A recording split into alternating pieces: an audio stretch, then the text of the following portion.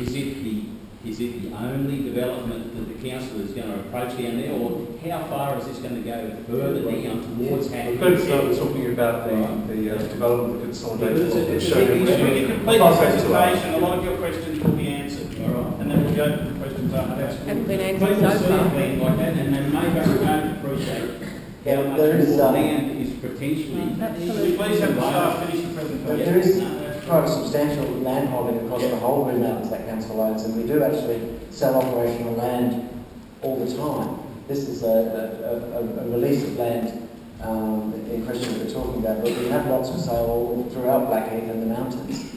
Our public land property exposure investment program is something that's been adopted by council for many years, and is a policy that we roll out generally. We're here to talk about stage 1 and 2, sir, and I'll just elaborate on what those two are, just to be sure the room has a shared understanding of what we're talking about. I appreciate some of you have been reading the material on the website. As Andy alluded to, these lots could only be fully realised, particularly in a commercial sense, once the Sydney Water Sewer had priority scheme and been completed up to the end here. These lots are only permissible under a service regime. So there are 45 consolidated lots in total.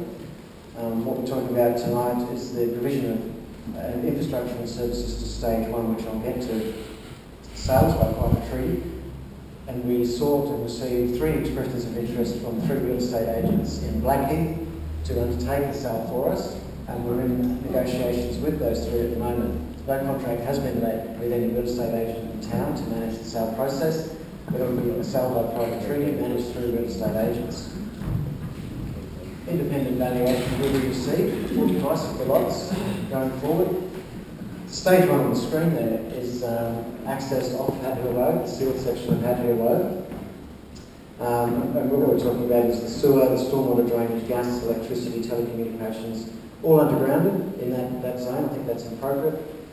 And before stage 2 is realised, a further report will come to the council, and that will be based on the performance of stage 1. And I should imagine that will be sometime maybe March to June next year. We'll have an understanding of stage 1.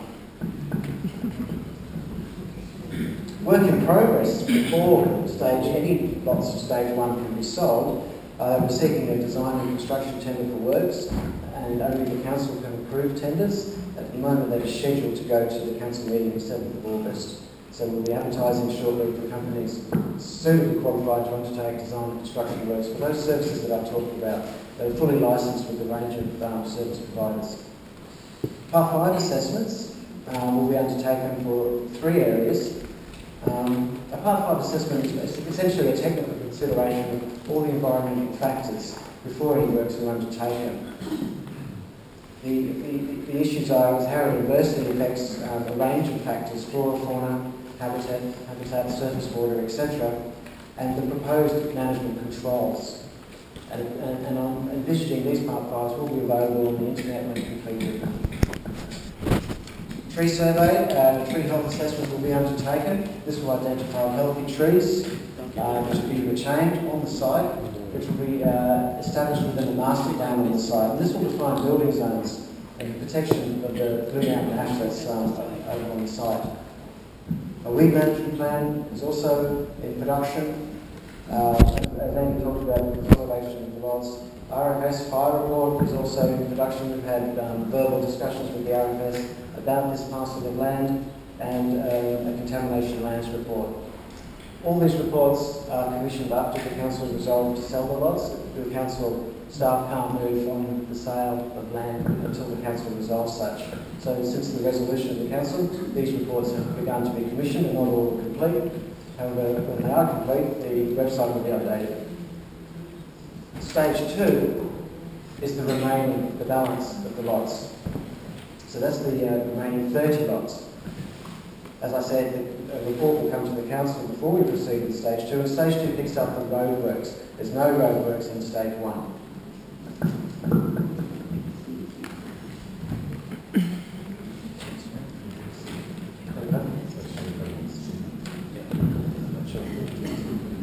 As you can be aware, there are 2 recreation facilities on site, and we have documented them as well as interim sites, and the historical review of the council reports which introduced those facilities indicated such that the land was operational and identified for future purposes.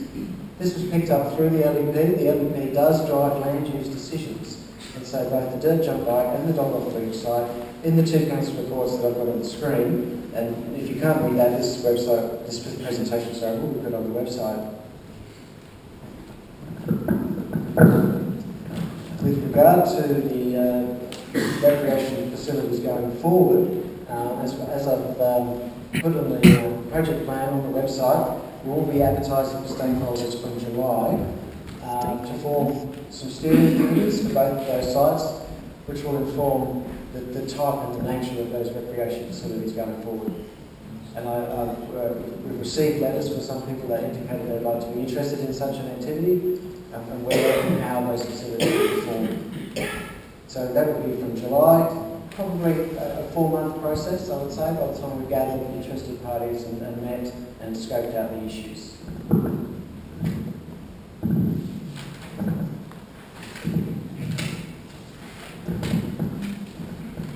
Just briefly, the planned sale of council-owned land supports a number of sustainable initiatives for Blackheath. It does provide housing opportunities for current and future generations to reside and live in the Blue Mountains.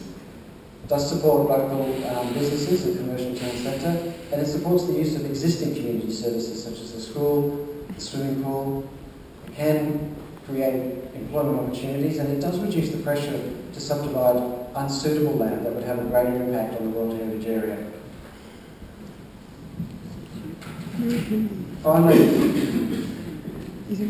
there are additional rates potentially generated from the sale once the 45 lots of sale, and that's a recurring 50,000 plus per year.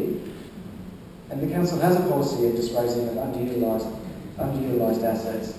And these properties that we're talking about this evening are deemed to be surplus to council's needs at the present time and have the potential to generate revenue for council to invest in high priority community facilities and services across the city. They're not superfluous to our needs. Can we please get the staff members out that you can direct any questions to myself and I'll answer. So, thank you for your time. I'll now hand back to the Chair, Daniel Miles.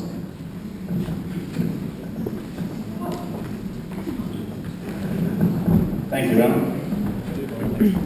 We could have the lights back on. Thank you. So you've seen there how the council has come to the decision-making process that we have. Here is an existing subdivision, obviously many years ago in the 1920s.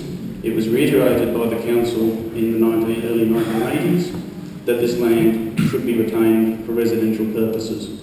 In 1991, this council visited, and no current councillor was on the council at the time, and the council visited that matter again and again reiterated that this land should be kept for residential purposes. Originally, you can see on that graph, in that map, that there were 90 lots. We are acutely conscious of our environmental responsibilities, and while we could sell off 90 blocks,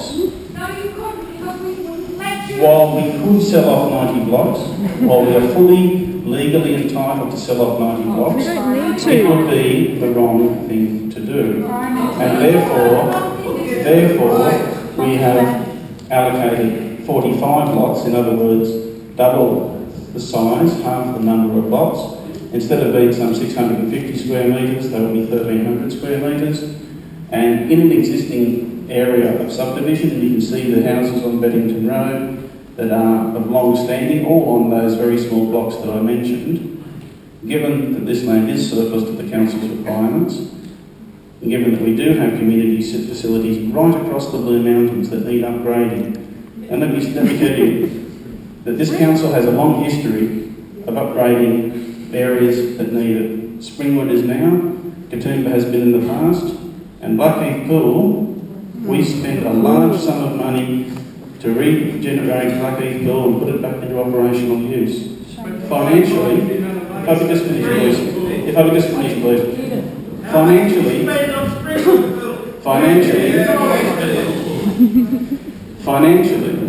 there is no justification for us to put Blackheath Pool back into commission. There is two pools down the road in Katoomba, a fairly short drive away.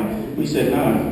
The people of Blackheath want Blackheath Pool, and it has a large amount of standing in the community. And even though we know that we're not going to make a profit on that pool, that is important to the local area and the local people. And even though we take a loss every year on Blackheath Pool, $150,000 per year, we subsidise that pool, we have said the resources of this city should be directed to the betterment of its citizens. Whether it's in Springwood, Katoomba, we've had an upgrade of Lawson, Blackheath, or any other location, we have allocated the resources of this city to the betterment of the population.